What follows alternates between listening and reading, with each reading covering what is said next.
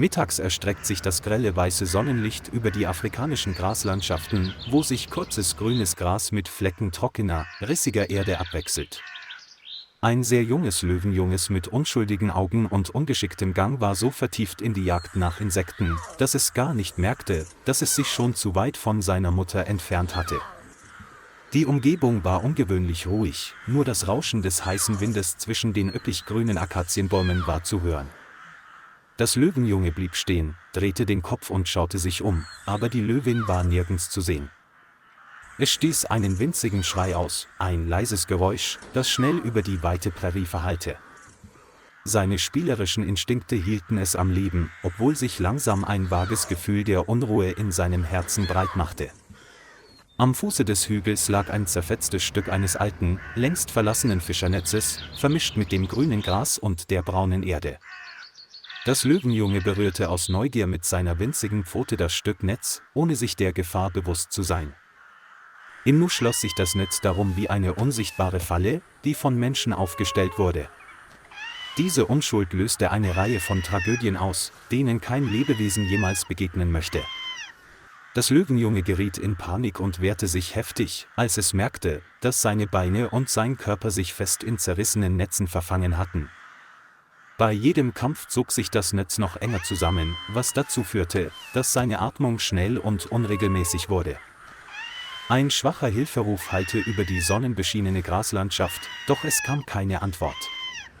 Das Netz rieb an der zarten Haut des Löwenjungen und verursachte schmerzhafte Kratzer, die das Junge zusätzlich erschreckten. Es fiel hin und versuchte mit unbeholfenen und verzweifelten Bewegungen wegzukriechen. Der sengende Boden unter der gleißenden Sonne schwächte den kleinen Körper schnell. Nachdem das Löwenjunge mehrere Minuten lang vergeblich gekämpft hatte, gingen ihm allmählich die Kräfte aus. Seine Augen waren halb geschlossen, und sein Atem ging schwer und unregelmäßig. Das Löwenjunge lag regungslos im Netz und sah aus wie ein Geschöpf, das von seinem Schicksal völlig erschöpft war. In diesem zerbrechlichen Augenblick herrschte Totenstille über der Steppe. Von oben erschienen zwei Geier, ihre Flügel weit ausgebreitet, die langsam im hellen Sonnenschein kreisten. Ihre kalten, scharfen Augen entdeckten schnell die kleine, reglose Gestalt mitten im Grasland. Sie landeten in der Nähe des Löwenjungen, ihre furchterregenden, gebogenen Schnäbel glänzten im weißen Licht. Für die Geier war es nur ein Kadaver, der im Begriff war, zu einer leichten Mahlzeit zu werden. Sie picken mit ihren Schnäbeln an dem zerrissenen Netz und ziehen kräftig daran, um die Beute im Inneren freizulegen. Plötzlich wachte das Löwenjunge auf, knurrte schwach und versuchte panisch, sich zu wehren. Der Schmerzensschrei erschreckte die beiden Geier und ließ sie kurz zurückweichen. Doch der Hunger hatte die Angst besiegt, und sie stürmten schnell wieder los. Das wiederholte Picken veranlasste das Löwenjunge zu einem verzweifelten Schrei. Der Tod schien nur noch wenige Herzschläge entfernt zu sein.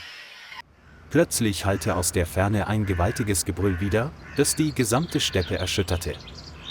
Eine Löwin stürzte sich mit erschreckender Geschwindigkeit nach vorn, ihre Augen blitzten vor Wut und waren von mörderischer Absicht erfüllt. Staub wirbelte bei jedem schweren Schritt auf, als es direkt auf den Geierschwarm zusteuerte. Die beiden Geier gerieten in Panik, zogen sich hastig zurück und breiteten dann ihre Flügel aus und flogen in den Himmel.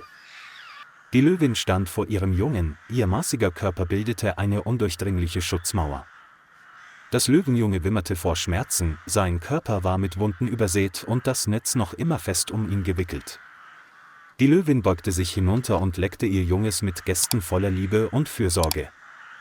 Das wütende Gebrüll verebbte allmählich und wich Geräuschen angespannter, angestrengter Atmung. Die Bedrohung durch die Geier ist gebannt, aber die Gefahr durch das Netz bleibt bestehen.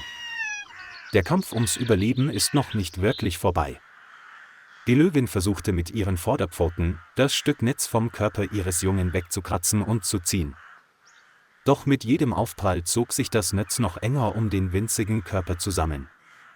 Das Löwenjunge schrie vor Schmerz auf, woraufhin die Löwin in Panik geriet und aufhörte. Er setzte sich neben sie, seine Augen erfüllt von einem nie dagewesenen Gefühl der Hilflosigkeit. Die Kraft der Mutterliebe reicht nicht aus, um die unsichtbare Falle zu durchbrechen, die die Menschheit selbst gestellt hat. Das Löwenjunge war völlig erschöpft, sein Körper wurde schlaff, und es glitt allmählich in den Schlaf. Die Löwin blieb an der Seite ihres Jungen und wich ihm auch in der sengenden Sonne nicht von der Seite. Die Zeit verging langsam in Stille und Spannung. Der Wind, der über die Wiese wehte, trug den Duft von Staub und eine unsichtbare Unruhe mit sich. Die einzige Hoffnung in diesem Moment kam von etwas, das die Löwin nicht verstehen konnte. Aus der Ferne hallte das Geräusch eines Automotors wider und zerriss die Stille der Prärie. Die Löwin hob aufmerksam den Kopf und stieß ein lautes, drohendes Gebrüll aus. Der Jeep hielt in sicherer Entfernung an, wo die beiden Ranger, Daniel Foster und Michael Ried, durch Ferngläser beobachteten. Durch das Objektiv erkannten sie die kritische Lage des Löwenjungen, das sich in dem zerrissenen Netz verfangen hatte. Ihre Gesichtsausdrücke wurden ernst, als sie das Ausmaß der Gefahr erkannten. Daniel bereitete schnell die notwendige Rettungsausrüstung vor. Michael untersuchte das Betäubungsgewehr mit höchster Konzentration. Sie wussten, dass jede verstreichende Minute über ihr Überleben entscheiden konnte. Nach kurzem Nicken einigten sie sich auf das weitere Vorgehen. Inmitten der rauen Natur beginnt eine stille Rettungsaktion. Michael zielte sorgfältig und feuerte den Betäubungspfeil auf die Löwin ab. Die Löwin stieß ein letztes Gebrüll aus, bevor sie langsam taumelte und zusammenbrach. Innerhalb weniger Minuten zeigte das Gift seine Wirkung, und es lag bewusstlos neben dem Löwenjungen. Daniel und Michael näherten sich schnell und mit größter Vorsicht. Das Löwenjunge wimmerte nur noch schwach, seine Augen ließen sich kaum öffnen. Sie begannen, jeden einzelnen Faden des Netzes von dem winzigen Körper abzuschneiden. Jeder Schnitt wird präzise gesetzt, um dem Säugling keine weiteren Schmerzen zuzufügen. Nachdem das Netz vollständig entfernt worden war, reinigten und desinfizierten sie die Wunden. Die von den Geiern verursachten Wunden wurden sorgfältig mit Verbänden versorgt. Dem Löwenjungen wurde eine Dosis eines gesundheitsfördernden Medikaments injiziert. Die beiden Ranger packten ihre Ausrüstung zusammen und stellten eine Kiste mit Fleisch und eine Schüssel mit sauberem Wasser in die Nähe des Löwenjungen. Sie zogen sich zum Jeep zurück und beobachteten aus der Ferne schweigend durch Ferngläser.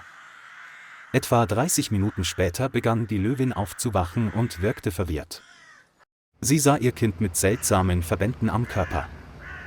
Die Löwin leckte ihr Junges sofort liebevoll ab. Das Löwenjunge stieß ein leises Wimmern aus, öffnete dann die Augen und erlangte allmählich das Bewusstsein wieder. Es kuschelte sich an seine Mutter und suchte die vertraute Geborgenheit. Dann bemerkte das Löwenjunge die daneben stehende Wasserschale und die Fleischkiste. Es begann langsam zu essen und zu trinken und erlangte allmählich seine Kräfte zurück. Die Löwin trank ebenfalls Wasser mit ihrem Jungen, ihre Augen wirkten dabei von friedlicher Gelassenheit erfüllt. Aus dem Jeep heraus lächelten Daniel Foster und Michael Ried erleichtert, als sie sahen, dass Mutter und Kind in Sicherheit waren. Sie müssen keine weiteren Maßnahmen ergreifen. Der Jeep sprang an und fuhr lautlos über die sonnenbeschienene weiße Wiese davon. Die Löwin und ihr Junges fraßen friedlich weiter. Als das Löwenjunge wieder zu Kräften gekommen war, stand es auf, obwohl sein Gang noch etwas unsicher war. Die Löwin stand in der Nähe, stets in schützender Position. Beide wandten dem weiten Feld vor ihnen den Rücken zu. Im grellen Sonnenlicht verschmolzen ihre Gestalten allmählich mit der Natur. Niemand wusste, was dort draußen in der Wildnis gerade geschehen war. Alles, was bleibt, sind der Wind, das grüne Gras und ein stilles Wunder des Lebens.